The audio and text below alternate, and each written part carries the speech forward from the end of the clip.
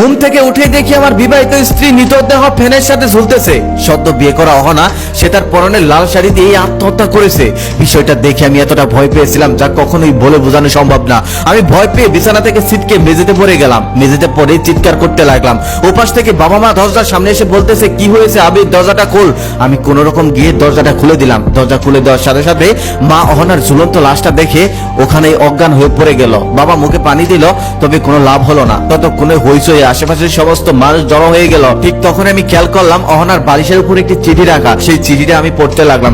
সেখানে লেখা আছে, অপ্রিয় আবির, প্রথমেই ক্ষমা চেয়ে নিচ্ছি অপ্রিয় বলার কারণে, কারণ আমার প্রিয় অন্যজন। তা তো আপনি খুব ভালো করেই জানেন। আমাদের যখন প্রথম দেখা হয় ঠিক সেদিনই আমি আপনাকে খুলে বলেছিলাম সে শুধু আমার প্রিয়ই না, সে হলো সকলের ঊর্ধ্বে। সকলের ঊর্ধ্বে কেন বললাম জানেন? কারণ যখন আমার বাবা বলেছিল আপনাকে বিয়ে না করলে সে আত্মহত্যা করবে, তখন অয়ন আমাকে বলেছিল তুমি আবিরকে বিয়ে করে নাও, এটাই সব থেকে ভালো হবে। আমি অয়নকে বলেছিলাম আমাকে নিয়ে পালিয়ে যেতে, কিন্তু সে যায়নি আমার পরিবারের কথা চিন্তা করে। কিন্তু আমার পরিবার আমার কথা চিন্তা করেনি। আমি তখন অয়নকে বলেছিলাম তুমি কি আমাকে ছাড়া থাকতে পারবে? সে বলেছিল পাগলি, আমি তোমাকে ছাড়ছি কোথায়? আমি তো ছাড়ছি না। আমি তোমায় মনে রাখবো, কখনোই ভুলে যাব না। আমিও চাইতাম না অয়ন অন্য কারো হোক, এটা আমি সহ্য করতে পারতাম না। তবে আমি চাইতাম অয়ন অনেক ভালো থাকুক, অনেক সুখে থাকুক। আপনি যেদিন আমাকে প্রথম দেখতে যান সেদিনই আপনাকে বলেছিলাম আমি অয়নের কথা, কিন্তু আপনি কথাটা শোনেননি। আপনি আমাকে তবুও বিয়ে করে ফেললেন। আপনি আমাকে সেদিন বিয়ে নাও করতে পারতেন। আমার অয়ন না হয় আর কিছুদিনের মধ্যে চাকরি পেয়ে যেত, যেই চাকরির জন্য আমার বাবা অয়নের হাতে আমাকে তুলে দেয়নি। আসলে আমি তো সেদিনই মারা গিয়েছিলাম, তবে আজকে শুধু দেহটা মুক্তি পেল। আমাকে মাফ করবেন, আমি শুধু বাবার চাপে পড়ে আপনাকে বিয়ে করেছিলাম। আমি অয়নের ছাড়া অন্য কারো হতে পারবো না, এটা কখনোই সম্ভব না। আসলে অহনার সাথে আমার প্রথম যেদিন দেখা হয় সেদিন সে সবকিছুই খুলে বলেছিল।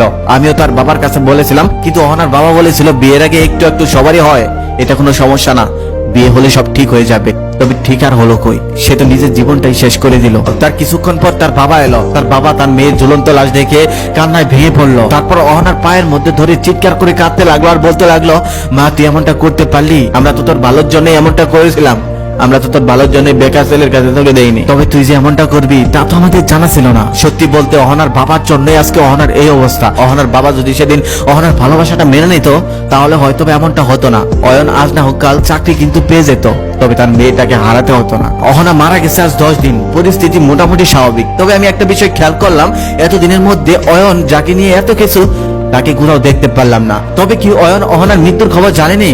আর জানবেই না কেন? ফুল সজ্জা রাতে একজন মেয়ে সুইসাইড করে মারা গেল, এটা শহরে সবাই জেনে গেল, তবে অয়ন জানবে না, এটা কি করে হয়? বিষয়টা আমার কাছে একটু খটকা মনে হলো। তাহলে কি অহনাই শুধু অয়নকে ভালোবেসেছিল? অয়ন কি অহনাকে ভালোবাসেনি, নাকি অয়নের মিথ্যা ভালোবাসায় অহনা ডুবেছিল? এই বিষয়টা জানার আমার খুব ইচ্ছে হলো। তারপর আমি অয়নের ঠিকানা খুঁজতে লাগলাম। খুঁজে খুঁজে ঠিকানা পেলাম। তারপর একদিন অয়নের বাসায় গেলাম। সেখানে যাওয়ার পর তার মাকে জিজ্ঞেস করলাম, আন্টি অয়ন কোথায়? অয়নের আম্মা বলল, তুমি কে বাবা? আমি তখন বললাম, আমি অহনার হাজবেন্ড। এটা শোনার সাথে সাথে অয়নের আম্মা কাঁদতে শুরু করলো। আমি বললাম, কাঁদছেন কেন আন্টি? তখন অয়নের আম্মা বলে, অয়ন তো সেদিনই মারা গিয়েছে, তোমাদের যেদিন বিয়ে হয়।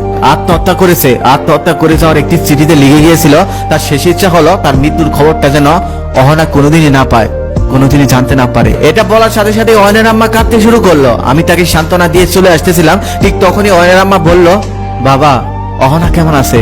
তখন আমি বললাম, আন্টি সেও ফুল সজ্জা রাতেই আত্মহত্যা করেছে। তাদের ভালোবাসার গভীরতা মাপার মতো ক্ষমতা আমার নেই। কি অদ্ভুত তাই না? দুজনেই মারা গেছে, তবে কেউ জানে না। দুজনের অজান্তেই দুজনে চলে গেছে। এখনো কিছু কিছু মানুষ ভালোবাসতে জানে, তারা মন থেকে ভালোবাসতে জানে, তারা কথা দিলে কথা রাখে। তাই প্রত্যেকটা বাবা মার উদ্দেশ্যে একটা কথা, চাকরি হয়তো একদিন একদিন পাওয়া যায়, তবে মেয়ে বা ছেলে হারিয়ে গেলে আর